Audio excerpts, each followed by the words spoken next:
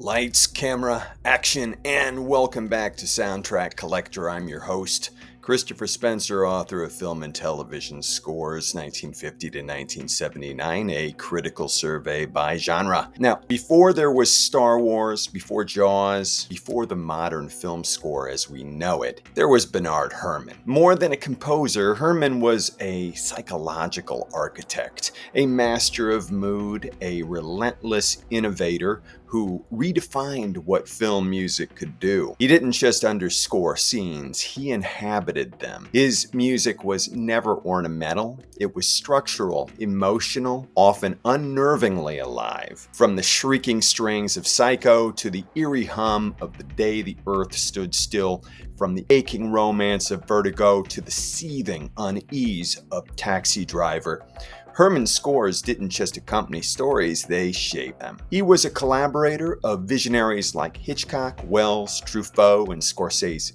But his voice was always unmistakably his own, bold, bristling, haunted, human. What follows isn't just a list of great film scores, it's a journey through the soundscape of cinema's subconscious. These are the 15 works that define Bernard Herrmann's legacy.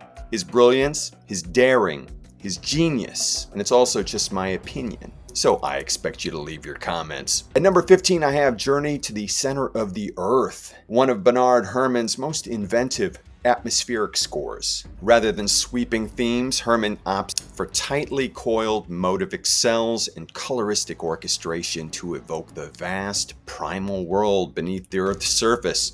It's a brooding, sonically rich soundscape that perfectly matches the film's sense of awe, danger, and discovery. The score's most striking feature is its use of 5 organs, including a cathedral organ and 4 electronic ones, creating cavernous sonorities that mirror the subterranean setting. Now, Herrmann also employs a rare bass wind instrument called the serpent. Deep brass, low woodwinds, multiple harps, and shimmering percussion to conjure everything from magical descents to prehistoric menace. Strings are largely reserved for surface scenes and moments of warmth, such as the tender love theme. Each motif, whether the grim 3-note earth motif or the villainous flutter-tongued brass of Count Saknussemm's theme, is carefully crafted to reinforce the film's drama and geography. With Journey to the Center of the Earth, Herrmann didn't just score an adventure, he built an entire sonic world. The result is one of fantasy cinema's most original and immersive scores. At number 14, I have Hangover Square, a chilling blend of psychological horror and concert hall virtuosity that stands among Herrmann's most intense early works, scoring the story of a troubled pianist whose murderous impulses are triggered by sound. Herrmann builds the music around a falling, diminished fifth, a dissonant interval that recurs like a musical alarm for madness. The style is darkly romantic, expressionistic, and brooding, elevating the film's melodrama into something far more psychologically compelling. The score's centerpiece is the Concerto Macabre, a fiery Lisztian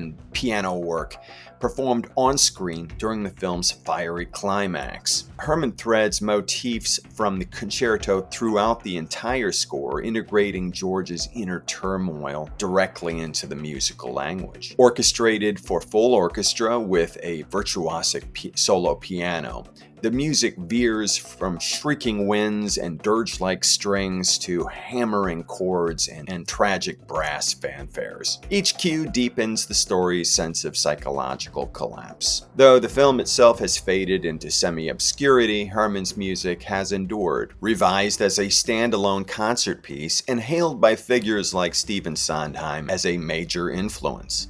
Hangover Square remains a gripping fusion of drama, psychology, and musical brilliance, with a finale as unforgettable as any in Herrmann's career. At number 13, I have The Seventh Voyage of Sinbad, a high point in Bernard Herrmann's fantasy scoring and a landmark in cinematic imagination. Rather than rely on lush melodies, Herrmann crafts a score of pure energy and texture, built on repeating motifs, exotic scales, and bold orchestral color.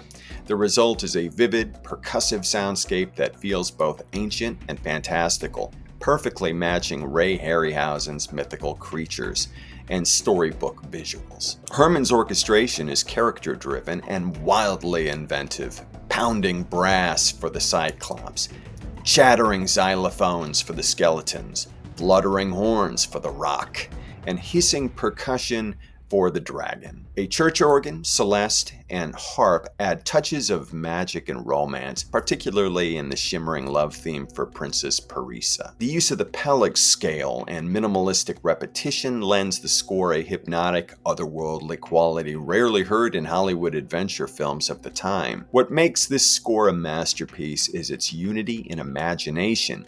Each cue is unmistakably Herrmann, yet endlessly varied in tone and color. The seventh voyage of Sinbad doesn't just accompany the action, it amplifies the wonder. It remains one of the most beloved and influential fantasy scores ever written and a cornerstone of Herrmann's legacy. At number 12 is The Trouble with Harry, a delightful outlier in Herrmann's filmography and the beginning of his legendary partnership with Alfred Hitchcock. Far from the brooding psychological scores he's best known for, Herrmann here delivers a breezy, autumnal score full of wit, charm, and subtle irony. He described the music as gay, macabre, and tender. What a combination, right? Perfectly capturing the film's offbeat tone and small-town absurdity. Scored for a modest ensemble with an emphasis on woodwinds, horns, and harp, the orchestration evokes the pastoral New England fall while lending a chamber-like intimacy to the comedy. Themes range from the eerie but playful murder motif to whimsical character cues and waltzes that dance delicately around the film's repeated corpse-hiding escapades. Herrmann never goes for broad laughs. Instead, his music slyly underlines the film's dry humor and budding romances with restraint and elegance. It's a masterclass in tonal balance, charming without being saccharine, funny without resorting to musical slapstick. With The Trouble with Harry, Herrmann proved that his genius extended far beyond suspense, offering a score that is as richly characterful as it is quietly subversive. At number 11 is Marne, Herrmann's final collaboration with Alfred Hitchcock and one of his most emotionally complex scores. Departing from traditional character themes, Herrmann instead focuses on mood and psychological tension, using repeating cells, sustained harmonies, and shifting dynamics to mirror the protagonist's inner turmoil. The result is a hypnotic, immersive soundscape, more emotional architecture than melody. This score is anchored by three key ideas: Marne's lyrical, yearning theme, a dissonant, agitated motif reflecting her trauma and phobia of the color red, and the bold, hunting, horn-driven fox hunt theme, which crescendos during one of the film's most pivotal sequences. Herrmann's orchestration is lush and expressive, with sweeping strings, delicate harp, and color-rich winds capturing both menace and fragility. His use of dynamics, from whispered tension to full orchestral outbursts, trace Marne's journey from repression to the possibility of healing. Though Marne lacks the iconic status of scores like Psycho or Vertigo, Herrmann considered it one of his most personal and successful scores. With its psychological depth, structural unity, and richly textured sound, Marne stands as a masterclass in emotionally driven film scoring, and a fitting finale to one of cinema's greatest composer-director partnerships. At number 10 is Obsession, Herrmann's late career gem and in many ways his cinematic requiem. Scored just before his death, this hauntingly beautiful work channels the emotional grandeur of Vertigo through a darker, more elegiac lens. Herrmann blends sweeping romanticism with gothic unease, crafting a score that feels like both a love letter and a lament for lost time, lost love, and perhaps for the lush symphonic tradition itself. At the heart of the score is the majestic cathedral organ recorded in St. Giles Church in London, giving the music a sense of spiritual gravity and haunted reverence. A wordless female chorus sighs over flowing strings, while harp and subtle winds evoke longing and mystery. The Obsession theme, a two-note motif, returns in various forms, always circling back on itself like a thought that won't let go. The love theme, a languid waltz, rises to operatic heights before fading into spectral silence, echoing the film's themes of illusion, memory, and grief. Herrmann integrates these motifs with incredible discipline, using a compact musical vocabulary to explore vast emotional terrain. The result is one of the most deeply personal scores of his career, aching, beautiful, and unshakably melancholic. Obsession may not be as famous as Psycho or Vertigo, but for many Herrmann devotees, it's among his most emotionally resonant works, a final, soaring cry from the heart. At number 9 is Cape Fear, the original, not the remake. Herrmann's tour de force of psychological suspense and one of the most unnerving thriller scores ever composed, built on short, obsessive motifs and a chilling four-note main theme. The score pulses with menace from the first blare of horns. This isn't music that supports the action. It stalks the audience, just like Max Cady stalks the Bowden family. There's no warmth, no relief, just tightly coiled tension that keeps ratcheting up. Herrmann's orchestration is brilliantly unorthodox. A massive string section, 4 flutes and 8 French horns with no percussion, trumpets, or woodwinds to soften the blow. The result is claustrophobic and cold, a perfect match for the film's themes of obsession and dread. Flutes trill and flutter like anxious breaths, while the horns snarl Cady's villainous theme with brutal clarity. Herrmann's use of cellular composition, building from the semitone and major third intervals, lets the score twist and evolve with each escalating confrontation, peaking in a final houseboat sequence of pure sonic terror. So iconic is this music that Elmer Bernstein adapted it nearly note for note for Martin Scorsese's 1991 remake, proving its power and timelessness. With Cape Fear, Herrmann distilled fear into its purest musical form, a score that doesn't just underscore suspense, it becomes it. At number 8 is one of Herrmann's most hauntingly beautiful and underrated scores, Fahrenheit 451. In the film's world stripped of books, emotion, and color, Herrmann supplies the soul. Rather than following the electronic dissonant trends of 1960s sci-fi that he helped start, he goes the opposite direction, crafting an intimate, emotionally expressive score that breathes life into Truffaut's stark dystopia. The instrumentation is striking. No winds, no brass, just strings, harps, and an array of tuned percussion. This limited palette creates a shimmering, dreamlike atmosphere that feels both tender and alien. The recurring fireman theme churns mechanically and ostinato, underscoring the cold brutality of the regime, while lyrical, fragile motifs for Clarice and Montag offer glimmers of human feeling. Herrmann uses repetition and chromatic descent to mirror Montag's mounting anxiety and inner fracture, culminating in cues of quiet devastation and fleeting hope. What makes this score a masterclass is its dual role. It reflects Montag's psychological unrest while also acting as the film's emotional conscience. In a story about the erasure of feeling, Herrmann gives us a language for longing, curiosity, and defiance.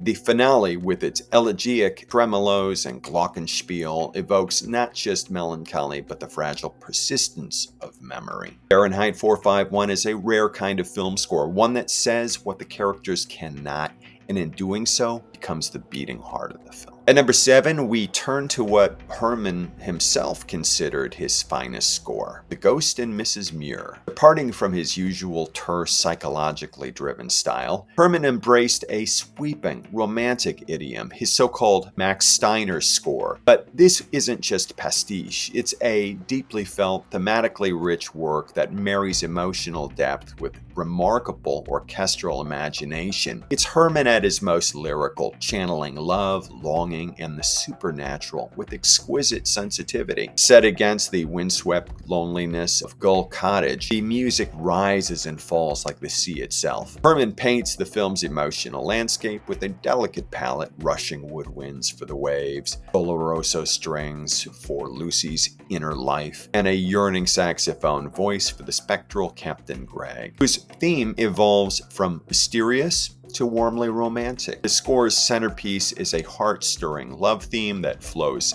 naturally from the surrounding motifs, capturing the film's bittersweet blend of ghostly fantasy and very human heartbreak. This is perhaps Herrmann's most thematically complex score, with a dense web of evolving leitmotifs that mirror the character's growth and story's emotional arc. From the stormy prelude to the wistful farewell, every cue is infused with poetic resonance. Few film scores have handled love, loss, and time's passage with such grace. Ghost and Mrs Mir isn't just beautiful, it's a deeply humane work that reveals a side of Herrmann we rarely see, the romantic. At number 6 is one of Herrmann's most daring and genre-defying achievements, The Day the Earth Stood Still, the original, not the remake. Long before sci-fi had an established musical vocabulary, Herrmann invented one from scratch, fusing electronics with orchestral forces to create a soundscape that felt quite literally not of this earth. The score is eerie, dissonant, and unsettling, built not on melody or harmony, but on texture, rhythm, and timbre. It doesn't comfort or guide, it confronts. The instrumentation alone was radical for its time. 2 theremins, electric strings, multiple organs, a battery of low brass and percussion, and no woodwinds at all. Herrmann didn't just think outside the box, he sort of dismantled the box and rewired it. The theremins in particular became instantly iconic, their gliding tones synonymous with alien presence and unease. For the robot Gort, Herrmann unleashes an avalanche of tubas, drums, and low piano, sound as sheer force. What makes this score endure isn't just its sonic novelty, but its narrative intelligence.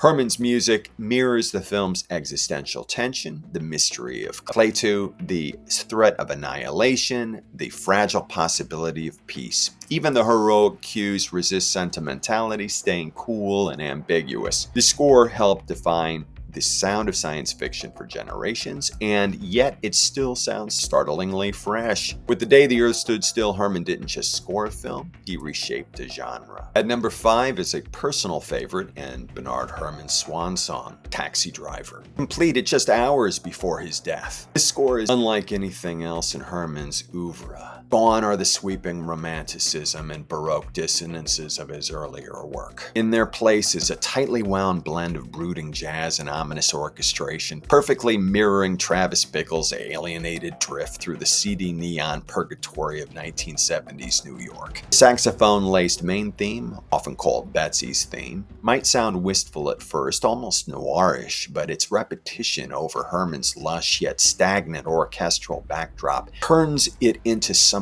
haunting. It's not quite longing, it's disconnection. As Travis spirals deeper into delusion, the music doesn't explode so much as tighten, building pressure through obsessive patterns and brass eruptions that arrive like panic attacks. Herrmann's use of cyclical structures and unresolved repetition traps us inside Travis's mental cage, claustrophobic, anxious, inevitable. And then there's the silence. Herrmann famously withheld music from the film's climactic shootout, letting the horror play out in cold realism. When the score returns in the aftermath, it lands like a warped elegy, calm yet irreparably disturbed. Taxi Driver may be Herrmann's final work, but it feels like a culmination, a score of devastating restraint and psychological precision. In just a few spare themes and a flood of mood, he gave us the sound of urban despair, of a mind unraveling in slow motion. It's not just a great film score, it's one of the most unsettling portraits of alienation ever committed to music. At number 4, we go back to where it all began, Citizen Kane. Bernard Herrmann's very first film score wasn't just impressive, it was revolutionary. At just 30 years old, Herrmann tossed out the lush orchestral norms of 1940s Hollywood and introduced a new psychologically driven approach to film music. Instead of constant underscoring, he used concise, strategic cues to mirror the film's fractured timeline and emotional complexity. The result? a score that still feels startlingly modern. Two motifs dominate: the thunderous power theme drawn from Dies Irae and full of ominous brass, and the delicate, haunting rosebud theme. Just 5 vibraphone notes that shimmer with lost innocence. These themes evolve with Kane's character, transforming into parodies, chorals, and fractured echoes as his story unfolds. Herrmann's music doesn't just support the film, it interprets it. The breakfast montage, where the romantic waltz erodes into dissonance as a marriage dissolves, remains one of the most elegant pieces of musical storytelling in cinema. Orson Welles famously said Herrmann's score was 50% responsible for Kane's power. That might be modest, with its bold orchestration, narrative intelligence, and thematic precision. Citizen Kane established Herrmann as not just a great composer, but as a true cinematic innovator. Now we're getting into the top 3. Can you guess what order they're in? Let's find out. At number 3, we arrived at one of Herrmann's most thrilling and propulsive achievements, North by Northwest. If Vertigo is Herrmann at his most brooding and Psycho at his most brutal, North by Northwest is him at his most rhythmically daring and gleefully cinematic. The score kicks off with a driving fandango, a 6/8-3/4 hemiola rhythm that practically catapults you into the film's world of mistaken identity, espionage, and flirtation. It's a masterclass in thematic economy. Just 3 main motifs: action, love, and suspense are stretched, twisted, and orchestrated into a roller coaster ride of sound. What sets this score apart is its balance of intensity and elegance. The action theme churns with staccato brass and swirling chromaticism, while the love theme offers a sly romanticism, voiced in woodwinds that darken as the plot thickens. And then there's Herrmann's brilliant restraint. The crop duster scene, famously underscored, uses silence to devastating effect.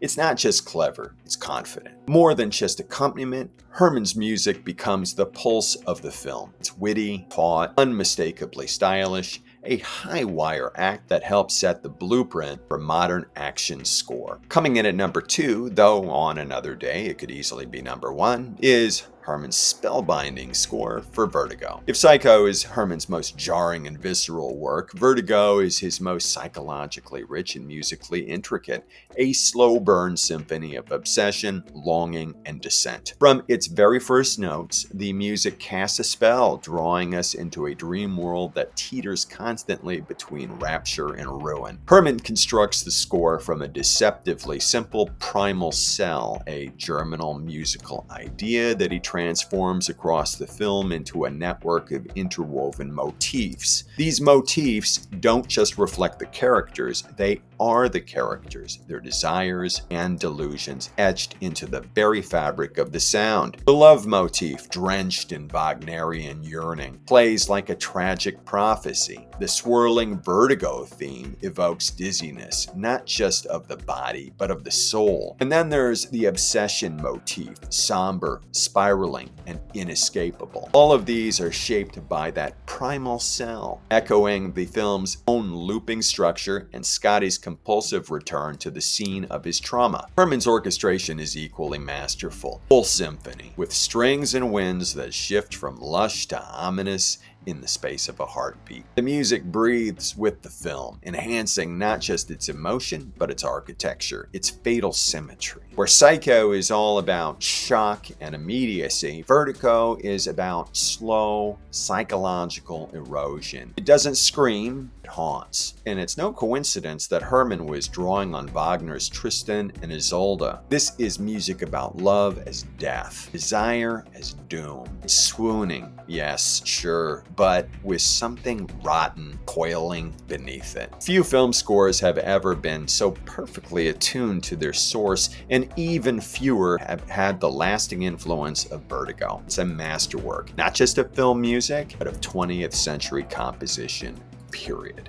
Now, before we get to number 1, which I'm sure you've all guessed what that is, briefly talk about a few honorable mentions. The Magnificent Ambersons, one of Herrmann's most lyrical and heartbreaking scores. The Magnificent Ambersons evokes the wistful passing of time and the decline of privilege with remarkable delicacy. Rather than the grandeur of Citizen Kane, Herrmann opts for chamber-like intimacy, strings, solo winds, and harp conjure an atmosphere of fading elegance and quiet regret. The score's waltz-based main theme gradually loses coherence as the Amberson family unravels, an elegant metaphor for the film's central theme of decline. Even in its truncated form, this remains one of Herrmann's most emotionally resonant achievements, suffused with nostalgia and sorrow. On Dangerous Ground, a score of emotional extremes. On Dangerous Ground moves from urban brutality to rural redemption with astonishing fluidity. Herrmann matches the film's tonal shift with a bracing orchestral palette, blaring brass and anvil strikes for the city's violence, giving way to the plaintive voice of Viola d'Amore as love and healing emerge. Death Hunt, one of Herrmann's most kinetic action cues, is balanced by gentle, introspective writing that supports the film's redemptive arc. It's a deeply human score and one Herrmann held close to his heart for its ability to traverse both rage and tenderness. For Truffaut's Hitchcockian The Bride Wore Black, Herrmann crafts a minimalist psychological portrait of vengeance built on obsessive repetition and a dark, stripped-down orchestral palette. By eliminating violins and centering the score around lower strings, winds, and church organ, he creates a cold, ritualistic sound that mirrors the protagonist's emotionless pursuit of retribution. Herrmann's use of musical variation for each murder gives the score a haunting narrative shape, while the organ ties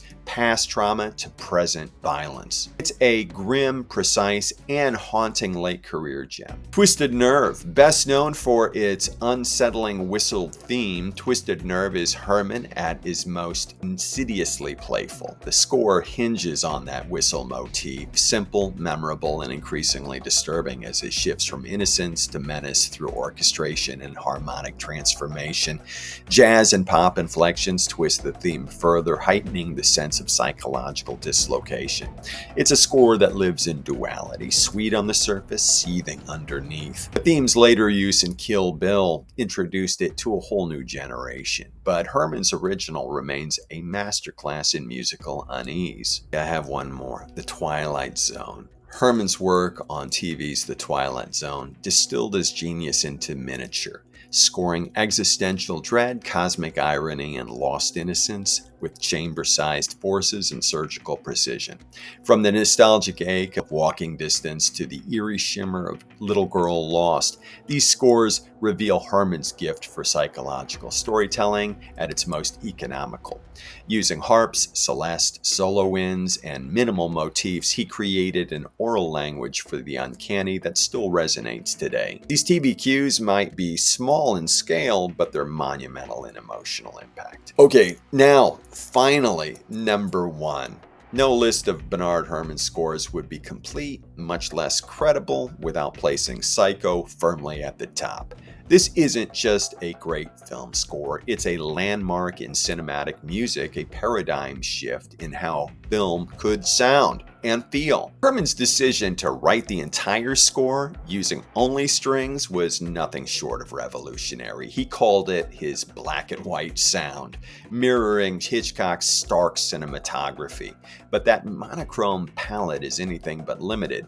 From the slashing staccato shrieks of the murder cue to the uneasy undercurrents of Norman Bates' psyche, this score taps into the viewer's nervous system with terrifying precision. Rather than lush melodies or romantic light motifs, Herrmann employs relentless ostinati, jagged harmonies, and piercing textures to evoke psychological disarray. You won't walk away humming a theme, but you'll feel the tension coil inside you long after the credits roll. That infamous shriek of strings in the shower scene, arguably the most mimic sound in horror history, is pure sonic violence. It doesn't just accompany the stabbing, it is the stabbing. Hitchcock himself admitted that the score accounted for 33% of the effect of Psycho and promptly doubled Herrmann's fee. Today we'd call that a bargain. What makes Psycho truly Herrmann's magnum opus isn't just its innovation and influence, it's how inseparably the music and film are fused. Herrmann's score doesn't sit beside the picture, it seeps into its cracks and crevices, becoming the voice of its anxieties and the pulse of its madness. It redefined horror scoring, it redefined suspense, and perhaps most powerfully, it redefined what music and cinema could do. So, did I miss any of your favorites? I'm sure I have. The man wrote many a fine score. I had to leave a lot of lesser known scores off the list, but let me know in the comments and be sure to like, share, subscribe, and ring the bell for notifications while you're at it. Until next time, keep collecting and listening to great film music.